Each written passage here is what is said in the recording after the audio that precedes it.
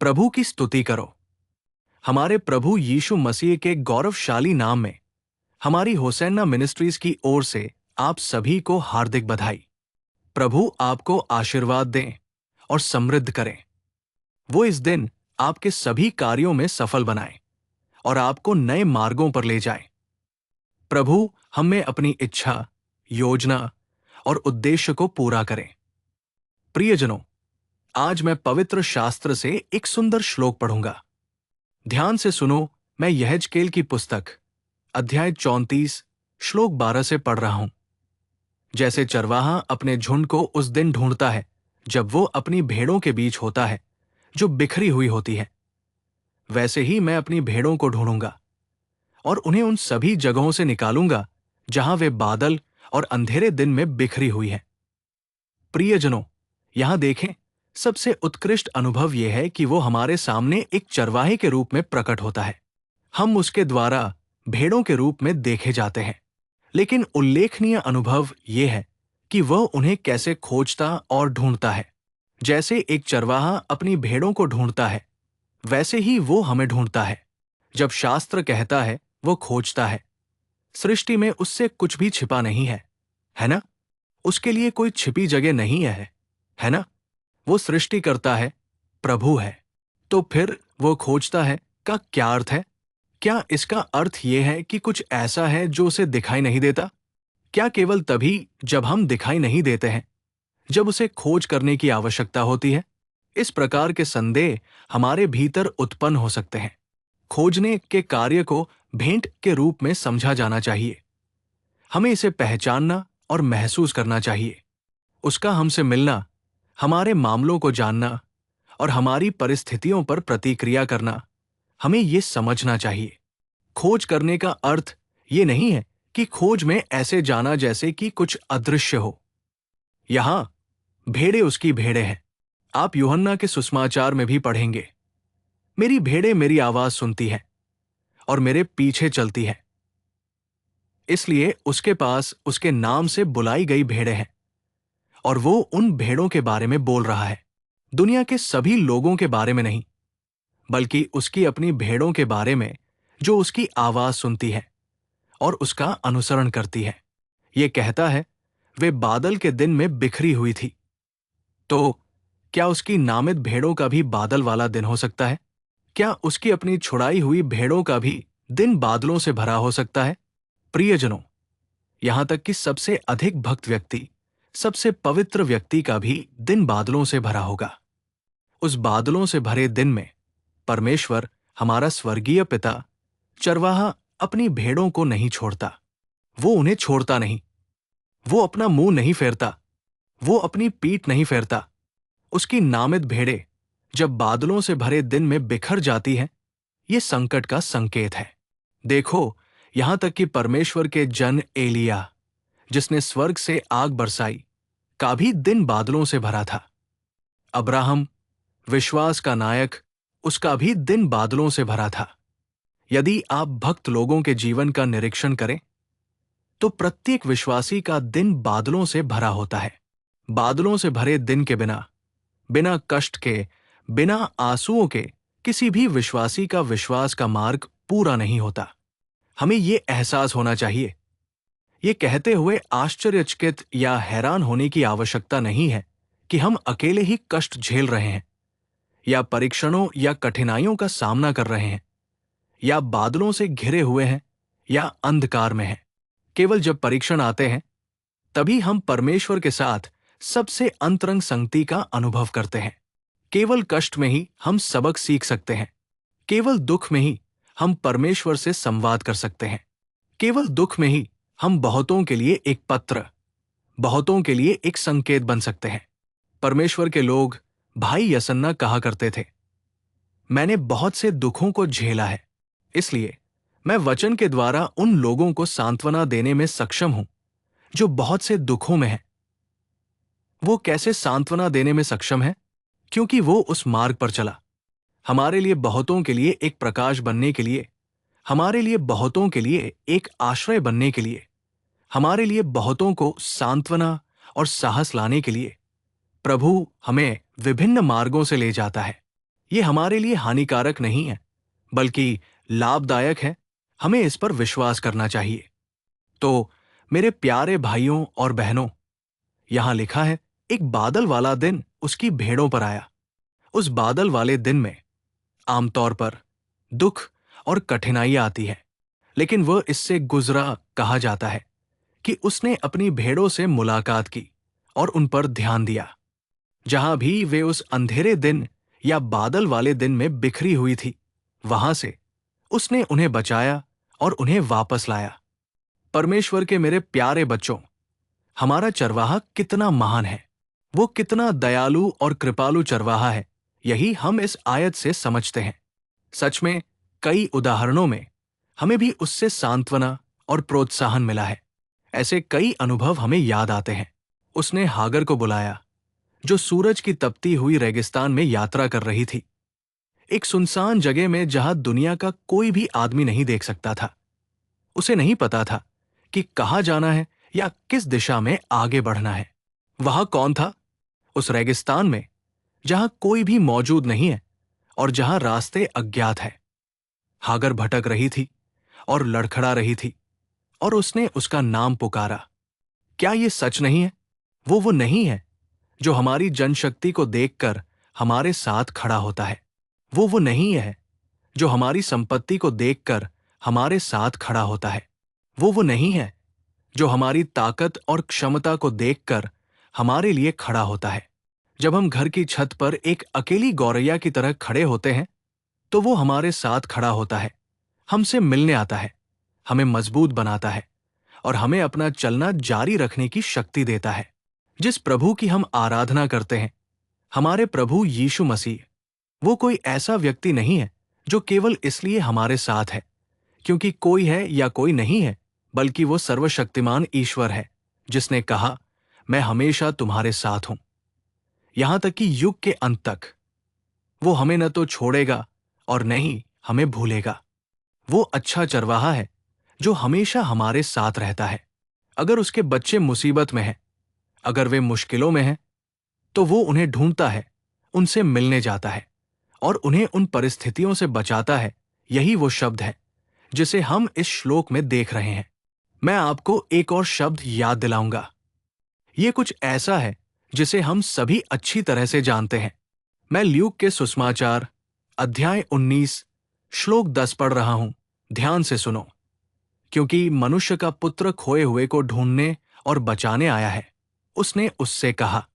ये शब्द हमारे लिए बहुत परिचित है, लेकिन मैं इस संदर्भ में जो बात कहना चाहता था वो ये है, वो क्या ढूंढ रहा है? सिर्फ अपने नामित विरासत में मिले लोगों को नहीं यहां लिखा है, जो खो गया था। अगर हम खोया हुआ शब्द पर टिप्पणी पढ़ें तो वहां लिखा है, खोया हुआ का अर्थ है कि ये अब पुनः प्राप्त करने योग्य नहीं है। अब मान लीजिए कि हमारे घर में फर्नीचर है या लोहे से संबंधित कोई चीज है। जब तक इसकी मरम्मत की जा सकती है, हम इसकी मरम्मत करते हैं और इसका उपयोग करते हैं। लेकिन जब हम देखते हैं कि मरम्मत के बाद भी ये किसी काम का नहीं है, तो हम क्या करते हैं?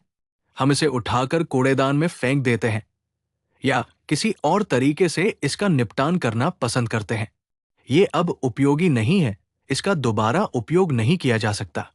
खोया हुआ मतलब है कि ये बहुत बुरी स्थिति है। लेकिन जब हम इस आयत को देखते हैं, तो आश्चर्य की बात यह है, वो उन चीजों पर जाता है और उन्हें बचाता है जो अब उपयोगी नहीं है, जिन्हें त्याग दिया गया है, फेंक दिया गया है और जिन्हें तुच्छ समझा जाता है। ये कितना आश्चर्यजनक अनुभव है। कोई भी खोए हुए पर अपना ध्यान नहीं लगाता। बेकार के लिए कौन संघर्ष करता है? हम चाहे जितना भी प्रयास करें, ये किसी काम का नहीं है। ये बेकार है, अब इसमें कोई ताकत नहीं है, ये अब काम नहीं करेगा। ऐसी चीज के लिए कौन समय बर्बाद करेगा? लेकिन हमारे प्रभु यीशु मसीह ने न केवल समय बर्बाद किया, उन्होंने खोए हुए के लिए अपना जीवन भी दे दिया। उन्होंने खोए हुए के लिए अपना पवित्र और शुद्ध खून बहाया। वे घायल हुए, उन्होंने क्रूस उठाया। जब उनकी पीठ पर हल चलाया जा रहा था, तो वे चुपचाप खड़े रहे।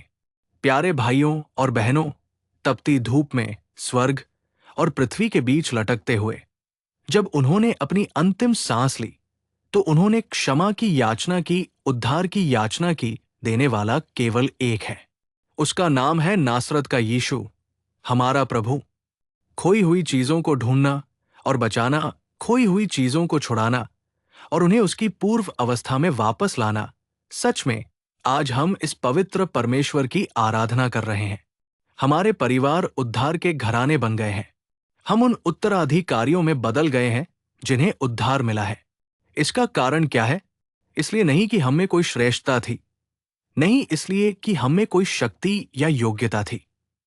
जब हम खो गए थे तो उसने हमें ढूंढा, यानी वो हमारे पास आया, हमारी मरम्मत की, हमारे दिलों को बदला, हमारे स्वाभाविक गुणों में बदलाव लाया, हमें अपना प्रकाश दिया और हमें प्रकाश की संतानों के रूप में आकार दिया। उस खोई हुई अवस्था से आज हम बच गए हैं और मसीह नामक चट्टान पर आराधना के जीवन वाले लोगों में बदल गए हैं। मेरे प्यारे भाइयों और बहनों, ये वह है जो खोई हुई चीजों को त्यागता या अनदेखा नहीं करता। वो परमेश्वर है जो बचाता है। खोजो और खोजो का अर्थ है कि वो खोए हुओं के पास जाता है और बचाता है। हमें ये पहचानना चाहिए कि केवल एक ही ईश्वर है जिसके पास ऐसी बचाने वाली शक्ति है। हमें उस एक ईश्वर की घोषणा करनी चाहिए और उसे दुनिया के सामने घोषित करना चाहिए। हमें आज जो उद्धार मिला है उसके बारे में हमें आनंदित और प्रसन्न होना चाहिए। यही वो सर्वोच्च अनुभव है जिसे हमें इस श्लोक से सीखना चाहिए। मैं आपको एक और बात याद दिलाऊंगा और निष्कर्ष निकालूंगा। वो भी देखिए, पवित्र शास्त्र इसका उल्लेख करते हैं। भजन 14 श्लोक 2, प्रभु ने स्वर्ग से मनुष्यों की संतानों पर दृष्टि की कि कोई समझ रखने वाला और ईश्वर को खोजने वाला है या नहीं। देखिए, वो यहां खोज रहा है। किसके लिए? ईश्वर को खोजने वालों के लिए नहीं। ध्यान से देखिए, ईश्वर को खोजने वालों के लिए नहीं। हर कोई खोजता है जब मुसीबत आती है, जब हानि होती है, जब दर्द आता है, जब दुख आता है, जब बीमारी आती है। हर कोई कहता है, ईश्वर कहाँ है? अगर कोई ईश्वर मदद करे तो अच्छा होगा। जब हर कोई अपने हाथ उठाता है तो हम भी ईश्वर की ओर अपने हाथ उठाते हैं। ये स्वाभाविक है, कोई महान कार्य नहीं। जब तक हमारे पास ताकत है, धन है, लोग हैं, हम इधर उधर भागते, चिल्लाते, कूदते रहते हैं। जब हमें लगता है कि कहीं से कोई मदद नहीं मिल रही है तो हम अपने हाथ आसमान की ओर उठाते हैं। ये मानव स्वभाव है। लेकिन यहां भगवान किसे खोज रहे हैं? उन्हें कौन चाहिए? वे नहीं जो संकट में उन्हें अनुष्ठान के रूप में खोजते हैं। मैंने आपको पहले ही बताया, ऐसे लोग हैं। वो उन्हें नहीं खोज रहे हैं। जो लोग समझ के साथ भगवान को खोजते हैं, एक बहुत ही कीमती, उत्कृष्ट शब्द है। समझ, समझ, समझ। जो लोग समझ के साथ उन्हें खोजते हैं, उन्हें खोजने की आवश्यकता नहीं है। जो खोजते हैं वे पहले से ही खोज करता है। फिर वो किसे खोज रहे हैं? उन खोजकर्ताओं में से कितने लोगों में समझ है? वे कौन हैं जो समझ के माध्यम से मुझे खोजते हैं? वो उन्हें खोज रहे हैं। मेरे प्यारे भाइयों और बहनों, हम सभी उनके खोज करता है। लेकिन क्या हमारे पास ये दिव्य संबंधी विवेक है? क्या हमारे पास ये है? यदि हम इस संबंध में खुद की जांच करते हैं तो हम उन लोगों में खड़े हो सकते हैं जिन्हें वो खोजते हैं। हम वही रह सकते हैं। विवेक का अर्थ है वो ज्ञान जो अच्छाई और बुराई में भेद कर सके। अंधकार क्या है और प्रकाश क्या है, मृत्यु क्या है और जीवन क्या है, संसार क्या है और परलोक क्या है, मेरा क्या है और मेरा क्या नहीं है, क्या लाभदायक है और क्या लाभदायक नहीं है। ये सभी ऐसे पाठ हैं जिन्हें हमें विवेक के माध्यम से सीखने की आवश्यकता है। कुछ लोगों में ये विवेक नहीं होता कि वे जान सके कि ईश्वर कौन है, जीवित व्यक्ति कौन है, संसार क्या है और परलोक क्या है। वे सभी चीजों को एक साथ जोड़ देते हैं। एक महान व्यक्ति कहते हैं, सभी ईश्वर एक जैसे हैं। और एक अन्य दार्शनिक कहते हैं, सभी नदियां अंततः समुद्र में मिलती हैं। इसलिए आप जिस भी नदी से गुजरेंगे, आप वैसे ही समुद्र में ही पहुंचेंगे। ऐसे शब्द विभिन्न मानसिकताओं के साथ फैलाए जा रहे हैं। लेकिन वास्तव में सर्वशक्तिमान ईश्वर कौन है? चलने वाले व्यक्ति के लिए किस तरह के ईश्वर की आवश्यकता है? देखने वाले के लिए किस तरह के ईश्वर की आवश्यकता है? बोलने वाले के लिए किस तरह के ईश्वर की आवश्यकता है? विवेक करने की बुद्धि आवश्यक है। अब जो आदमी चलता है, उसे ऐसे ईश्वर की क्या जरूरत है जो चल नहीं सकता? जो आदमी बोलता है, उसके लिए ऐसा ईश्वर कैसे उपयुक्त हो सकता है जो बोलता नहीं? जो देखता है, उसके लिए ऐसा ईश्वर कैसे उपयुक्त हो सकता है जो देख नहीं सकता? क्या ये सही नहीं है? अगर हमारे पास आंखें हैं, तो इन आंखों को बनाने वाला कोई जरूर होगा। जीवित ईश्वर, पराक्रमी प्रभु, पिता जो विचारों का लेखक है। अगर हम उसकी उपेक्षा करते हैं और उसके बारे में समझदारी से व्यवहार नहीं करते हैं, तो हम ईश्वर के सामने कैसे खड़े हो सकते हैं? जो लोग ईश्वर को नहीं जानते, वे उसके सामने कैसे खड़े हो सकते हैं? हमारे पास समझदारी होनी चाहिए। कभी कभी हम प्रार्थना करते हैं, प्रार्थना में समझदारी होनी चाहिए। हमें उसके साथ कैसे बातचीत करनी चाहिए? हमें कैसे प्रार्थना करनी चाहिए? हमें अपने अनुरोध कैसे करने चाहिए? हमें कैसे प्रार्थना करनी चाहिए और विश्वास करना चाहिए? हमें समझदारी से बात करनी चाहिए। मैं आपको एक छोटा सा शब्द बताता हूं। राजा सुलेमान ने प्रार्थना की और वो प्रार्थना ईश्वर को प्रसन्न करती थी। क्यों? क्योंकि उसने ऐसी समझदारी से प्रार्थना की। उसने कहा, हे प्रभु, आपने मुझे इतनी बड़ी प्रजा दी है। आपकी इस बड़ी प्रजा का न्याय कौन कर सकता है? उसने कैसे प्रार्थना की? उसने इस तरह से पूछा और उसने क्या मांगा? मुझे ऐसी बुद्धि प्रदान करें जो अच्छे और बुरे में अंतर कर सके। उसने बस यही मांगा, क्योंकि मेरे द्वारा इन लोगों के लिए न्याय होना चाहिए। मेरे द्वारा लोगों को खुशी से रहना चाहिए और आशीर्वाद मिलना चाहिए।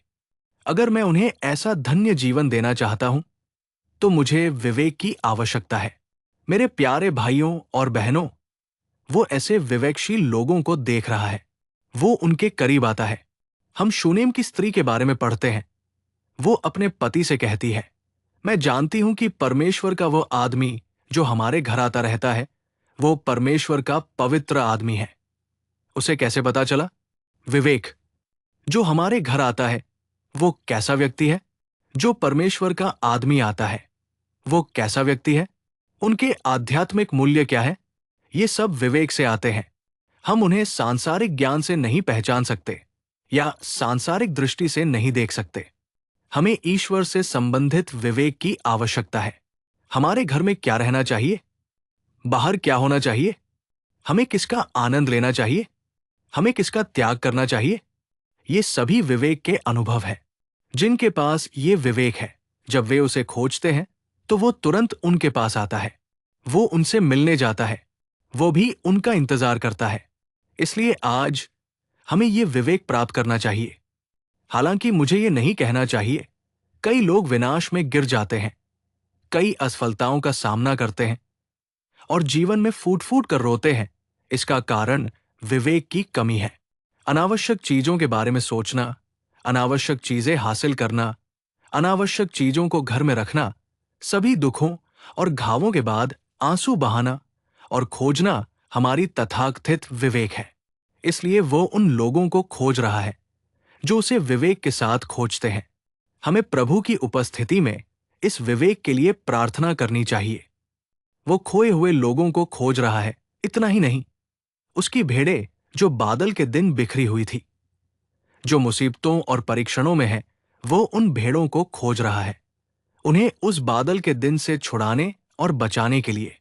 मेरे प्यारे भाइयों और बहनों, चाहे आप अभी जिस भी परिस्थिति में हो, हमारे पास एक चरवाहा है। हमारे पास एक जीवित परमेश्वर है। ये विचार कभी न छोड़े कि वो आपको ढूंढ रहा है। जब हम किसी भी मामले में उसके सामने खड़े होते हैं और प्रार्थना करते हैं, तो वो एक दयालु, प्रेमपूर्ण और दयालु परमेश्वर है जो हमारे साथ खड़ा है। आइए हम उसकी स्तुति करें। आइए हम प्रार्थना करें। अद्भुत पिता, जीवन के स्वामी, हम आपको धन्यवाद देते हैं। हमने शास्त्रों से ध्यान किया है कि आप ही वह है जो खोजते हैं, कि आप ही वो ईश्वर है जो संकट के दिन अपनी भेड़ों को नहीं छोड़ते, जो बादलों के दिन बिखरी हुई भेड़ों को खोजते हैं और उनसे मिलते हैं कि आप ही वो ईश्वर है जो खोए हुए को खोजते हैं, और कि आप ही वो ईश्वर है जो उन लोगों को खोजते हैं जो आपको समझदारी से खोजते हैं। पिता, यहां हम एक बार फिर अपना सिर झुका रहे हैं, आपके चरणों में प्रार्थना कर रहे हैं। हमें से प्रत्येक को आध्यात्मिक मूल्य प्रदान करें जो हमें आपके सामने खड़े होने और आप तक पहुंचने में सक्षम बनाते हैं। हम आपके सामने आत्मसमर्पण करते हैं। जो कोई भी इस प्रार्थना में एकजुट हुआ है, पिता, उन सभी को आशीर्वाद दें, उनकी जरूरतों को पूरा करें, उन्हें अपने पंखों की छाया में छिपाएं और उन्हें सुरक्षित करें, उन्हें अनुग्रह और कल्याण के साथ ले जाएं। हम में से प्रत्येक अपने आप को आपके अधीन करता है। यीशु के गौरवशाली नाम में हम प्रार्थना करते हैं और मांगते हैं, पिता। आमीन। आमीन। प्रभु आपको आशीर्वाद दें और समृद्ध करें। ईश्वर आपको इस पूरे दिन भरपूर अनुग्रह प्रदान करें। आमीन। संगीत, इन दैनिक अनुग्रह संदेशों और आध्यात्मिक रूप से संबंधित अधिक संदेशों के लिए हमारे YouTube चैनल की सदस्यता लें।